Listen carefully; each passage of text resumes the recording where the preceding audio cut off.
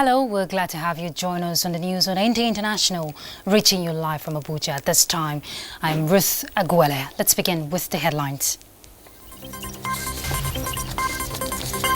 President Muhammadu Buhari leaves Abuja for Sochi, Russian Federation, ahead of the three-day Russia-Africa summit. Minister of Information, Lai Mohammed, says federal government is committed to press freedom.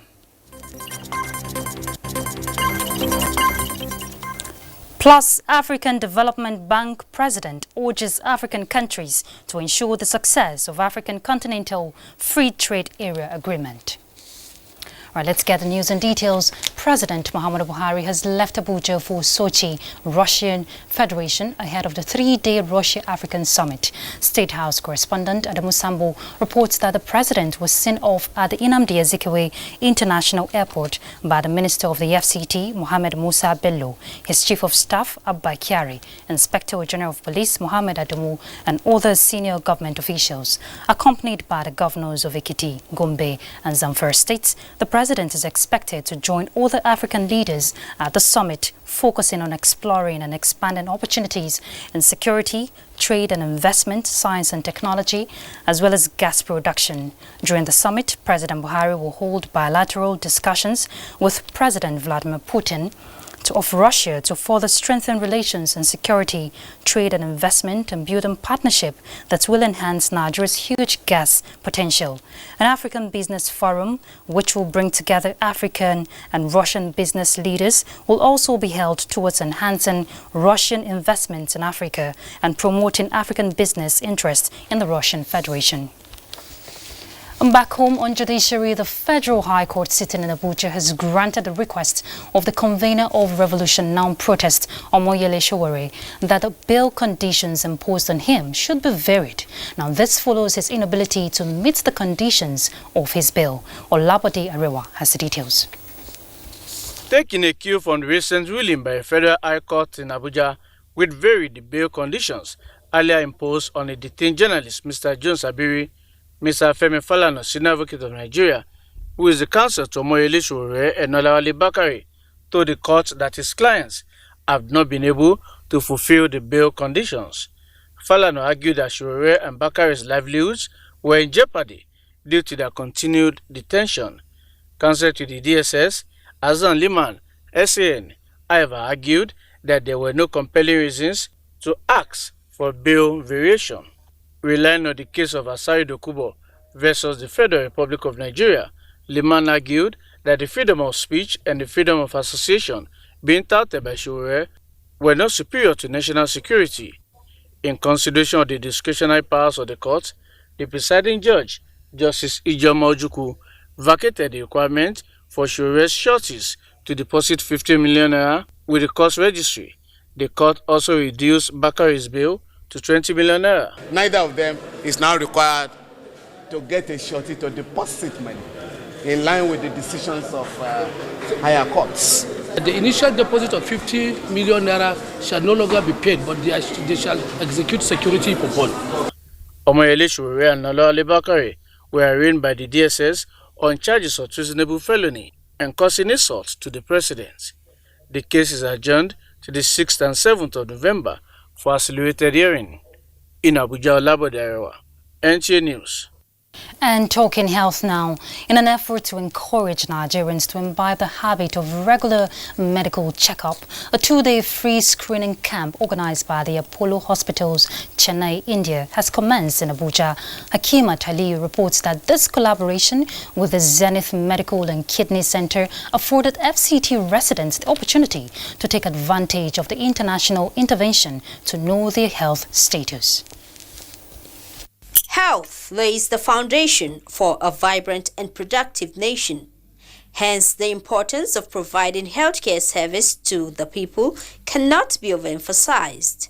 Little wonder FCT residents are taking advantage of the free medical screening by the Apollo Hospitals, Chennai, India, at the Zenith Medical and Kidney Center. I have not been a patron of regular checks, but this opportunity just came my way. And I believe with distance I'll be able to get to know my health better, and have a better sense of well-being. Before now, I have a health challenge which has to do with my spine, so I felt it's something I should take advantage. I came to see the doctor because I have epilepsy, so I came with my mommy. The screening camp has 3 specialists who will be attending to different health concerns. Here we are in a visit to see patients having ailments pertaining to brain, spine, and spinal cord. So what we see routinely as diseases affecting these organs. Many of them may be coming with headache, some of them may be with fits or seizures, some of them may be having paralytic attacks. Apollo Hospital, India, they saw that we have quite a bit of facility here. The Apollo Hospitals, Chennai, India, has been in the forefront of offering quality health care service of international standards to Nigerians. That's a hospital that has greatly impacted my life. I'm here with my sisters, with so many people who actually benefited over there in Chennai, and they are here too, so that we can be, attended to. Founded by Dr. Pratap Reddy in 1983, is a frontline healthcare service provider which has 73 hospitals with over 60 specialties. Like they say, health is wealth, and this window of opportunity is open for 2 days to enable FCT residents know their health status to take necessary steps. In Abuja, Hakimat Aliu, NTA News. And joining us live in the studio to talk more on the essence of this free screening camp and how to be part of it is Dr. Muthu, a chief pediatric cardiologist and adult congenital interventional cardiologist from Apollo Hospital, Chennai, India. Thank you so much for joining us, Dr. Muthu. Hi, Nigeria. It's a pleasure to meet everyone here. We've been coming to Nigeria for past 6 years. When we came initially. Okay, I was going to ask you a question. Yes, now. I was just welcoming you to the news. Now, you just started the 2-day screening program. Why the choice for Nigeria, especially at this time? I've been coming. I'm not new to Nigeria. I've been a half Nigerian now. Last 6 years, I've been to Nigeria. If in Nigeria, about out of 1,000 babies, 8 babies are born with heart disease. The heart disease burden is heavy. Initially, we were helping the Nigerian doctors to identify the disease, and a lot of children came to Chennai for surgery. We also trained a lot of doctors. Around 25 doctors have been trained all over Nigeria. Now, this is an mission to give Nigeria the surgical expertise, so that the surgery is done in Nigeria itself, so the children doesn't need to travel to India. Okay, so how can people take advantage of this program? So by this program, if they see, they can come and see me. I'm here in Zenith Medical Center for next 2 days. We identify the heart disease. If the heart disease is quite simple or major, we can do it easily in Nigeria itself, in Abuja. If they have complex heart diseases, then they may have to travel to India. But we hope and we want to make Nigeria self-sufficient in the near future. Now, is it just going to be Abuja, or will you extend this gesture to all the states in the country? Not only Abuja, I've traveled extensively in Nigeria, starting from Lagos, Abuja, I've been to Patakot, Baelsa, and Jos also. So we have trained doctors all over Nigeria. So we are targeting each and every area every other month. I travel maybe every 2 months to Nigeria to do surgeries and do interventions here, and to share the expertise, so the children can be identified at an earlier stage and they can have surgery as soon as possible. Okay, so after this, what next? What should Nigerians expect? For example, now we are in Zenith Medical Center. We're going to identify this heart disease, and then what we do is we analyze the local expertise.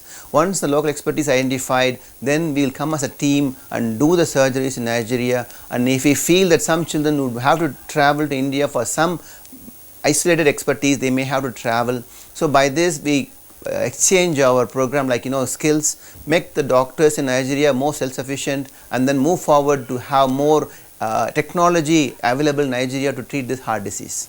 Okay, what about those who are having major issues of heart disease? What is their fate? The heart disease basically is, I told you about out of 1,008 children born. So every year this is happening, and the disease burden is going along. And moreover, the rheumatic heart disease is also affecting the heart disease of children. So there's a huge burden. And if we don't treat them at the right time, they may not have a normal lifespan. So it's important to identify them and treat them at the right time. Okay, so this collaboration, how long are we looking at in terms of the term? So actually, we have been associated with Nigeria at different levels. So I told last 6 years, we want to make Nigeria self-sufficient in doing pediatric cardiac work, and that's the aim and goal. Till then, we'll be having collaboration.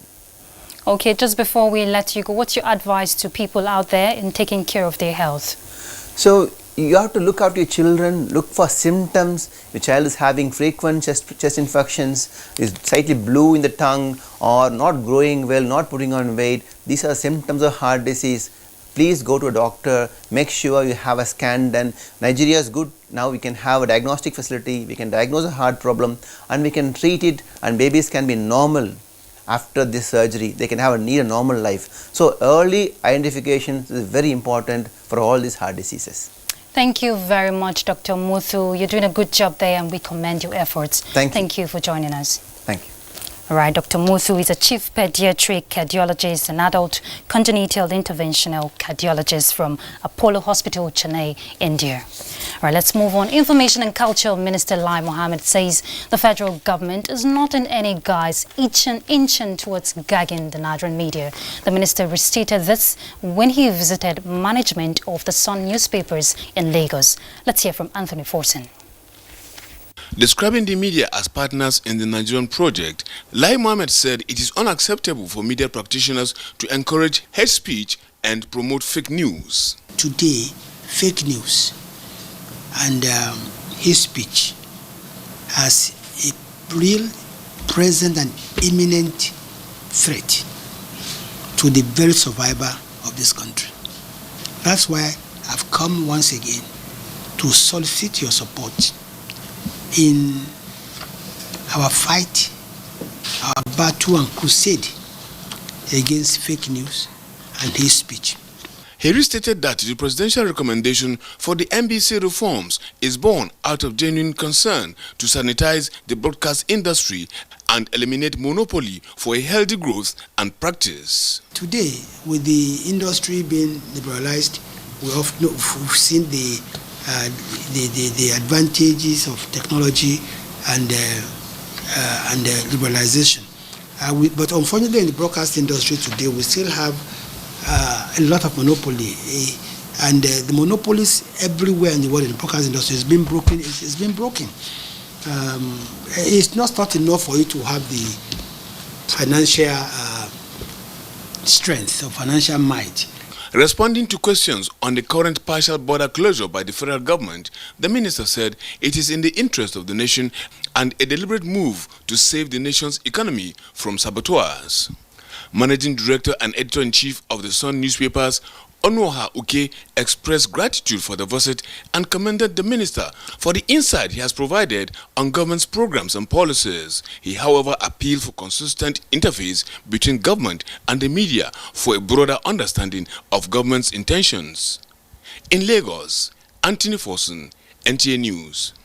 In other news, Office of the Head of the Civil Service of the Federation is sustaining partnerships with relevant groups towards the realization of key components of the civil service strategies and implementation plan. Now, in furtherance of these objectives, members of the National Council on Establishment are participating in a special capacity building program facilitated by Chartered Institute of Personnel Management in Abuja. Kelvin has the details. A sign of familiarity and friendship between the Office of the Head of Civil Service and the Chartered Institute of Personnel Management.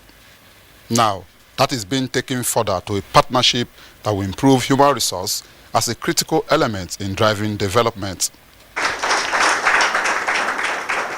Constant evaluation and evolving new strategies are what the acting head of the Civil Service of the Federation, Dr. Folashade Yebieson, wants to stress in the implementation of ongoing reforms in the civil service. there's a change, civil servants should try to understand the end result of that change process and key into it. So our collaboration is to help to accelerate the change, to drive the belief. For members of the National Council on Establishment, made up of state heads of service and permanent secretaries, the take-home message is pursuance of professionalism in state's workforce. We're here to hear more about new innovations so as to know where we are lacking. As we emphasize on professionalism here, we hope to get back and also re-emphasize that in Akwa Ibom State. Elder statesman Dr. Christopher Kolade may be old, but his invaluable insights into managing personnel for nation building came in handy for participants through video conferencing. In Abuja, Kelvin Iwonwaye, NTA News. It's time we'll go on a break. We're back, so don't go anywhere. Hey, you! And are you how they talk to? I sabi you now. It's in your mind, Abi. The person with them go help us. Baba Toros and Shangalo. Ogalekuva, Mr. Sabi. And you know if we carry last for this one. A spear into the top corner.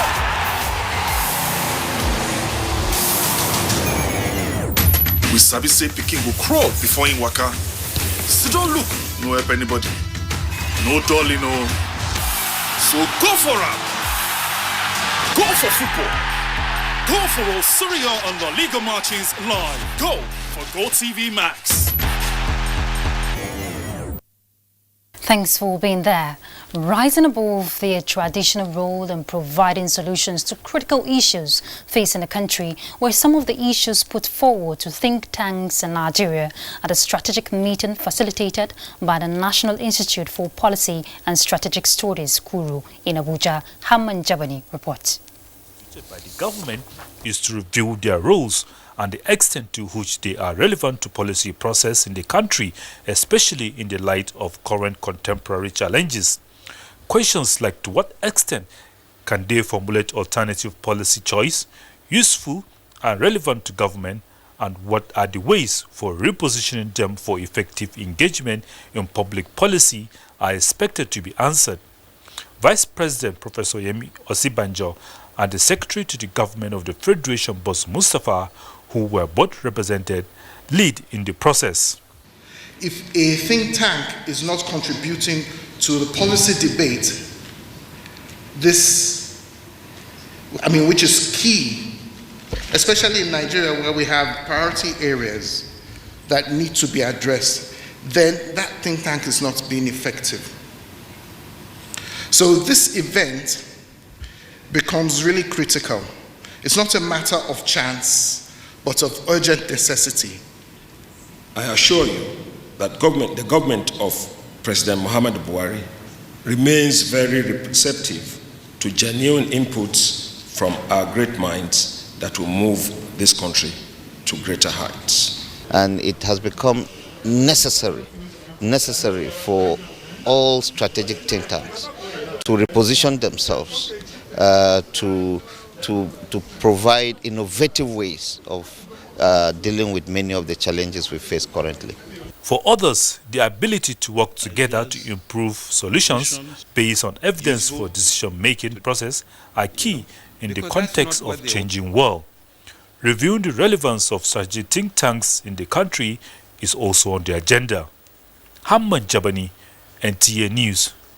And to electoral matters now, the Independent National Electoral Commission has commenced engagement with a broad spectrum of electoral stakeholders in its determination to make a difference in the forthcoming Bayelsa and Kogi governorship elections. Timothy Yusuf was at a policy dialogue on the Commission's preparedness for the forthcoming polls.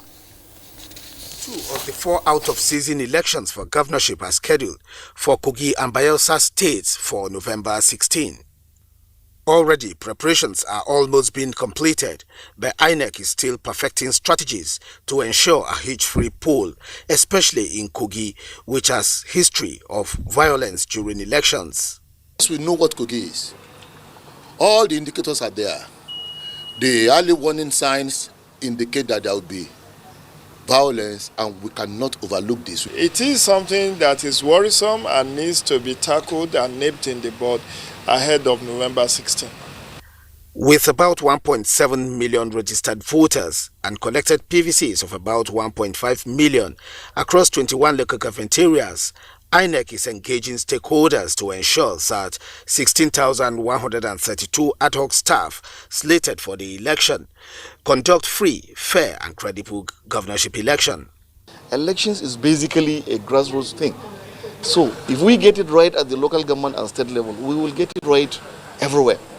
INEC resident electoral commissioners for Kogi and Niger states, Professors James Akpam and Sam Egu, are among members of the civil society organizations, academia and other experts interrogating the critical issues ahead of the election. They believed that the challenges experienced in the last general elections will be significantly minimized, if not eradicated, with adequate and enhanced smart card readers and other logistics already put in place. What we're doing now is to recruit and train the ad hoc staff. INEC would require to do a number of things in order to build integrity into the outcome of the November 16 election. The policy dialogue was organized by INEC's research and training organ known as the Electoral Institute. Timothy Yusuf, NT News. Let's go to Washington, D.C. now, where the President, African Development Bank, has reiterated the need for African countries to work assiduously in ensuring the success of the African Continental Free Trade Area Agreement. Chimobi Walter Inanja reports that he made this known in Washington, D.C. on the sidelines of the just concluded annual meetings of the World Bank and IMF. Over 700 million young people, Africa is said to be one of the fastest growing economies. However, this number also poses a threat of non-performing workforce. The African Development Bank says it is already investing in universities of science and technology and centers of excellence to prepare Africa for the challenges of the fourth industrial revolution and equip financial institutions to offer the needed funds to empower the younger generation of Africans. So Africa must prepare people, yes, young people, for the jobs of the future, not the jobs of the past. And so when we take a look at universities, what do we find? We find that no more than 2 to 3% of universities have people that are in science, technology, engineering, and mathematics. The $200 million Boost Africa Fund, he explained, will support early-stage growth of businesses in Africa, but he believes the stimulation of the creation of youth entrepreneurship and investment bank to ensure the successes of the Africa Intercontinental Free Trade Agreement. We say that all of our projects, we want them to be mainstream to create jobs for young people and women, by the way. Right. So, and in the case of women, we have something that we call a gender marker system, where every single one of our projects are tagged. Other efforts, including the establishment of the Women Financing Index for Africa, will help bridge the gender gap in Africa. In Washington, D.C., I'm Chimobi Walter Naji, NTA News.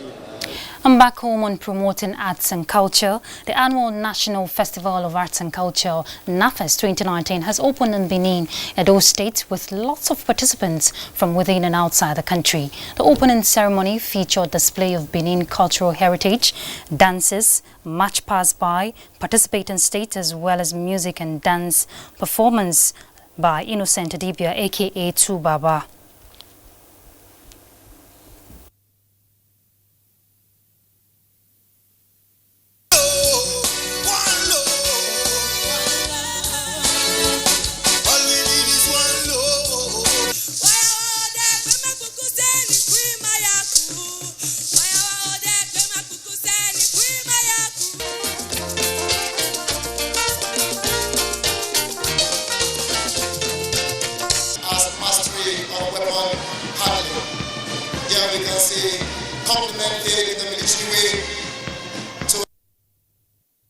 The festival is expected not to only serve as a unity forum, but also provide a major economic boost and promote Nigeria's rich cultural heritage that can serve as alternative to the country's foreign direct investment. We are ready. Edo State is hosting to win all the medals. And I want to thank you for your time. This is the home of hospitality. This is the home of culture. And culture has come back home to stay. Ladies and gentlemen, thank you very much and welcome. Aba Atokbe! 2019 will last for 1 week. And just before we go, let's do a quick check at our weather prospect for Tuesday.